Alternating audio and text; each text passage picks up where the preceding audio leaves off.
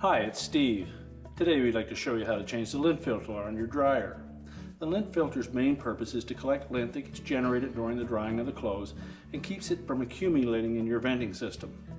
If it gets torn or ripped, it should be replaced. Let me show you how we do it. So to do this repair, we'll open the door up, we'll reach in, pull the lint screen holder and lint screen out of the dryer, and we'll remove it like we normally would to clean it. We'll just discard the old one. We'll make sure that that spacer is still intact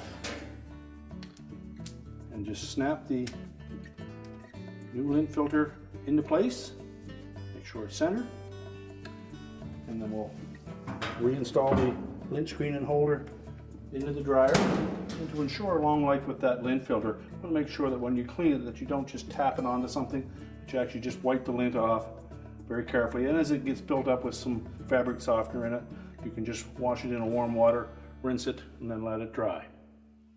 And your repair is complete.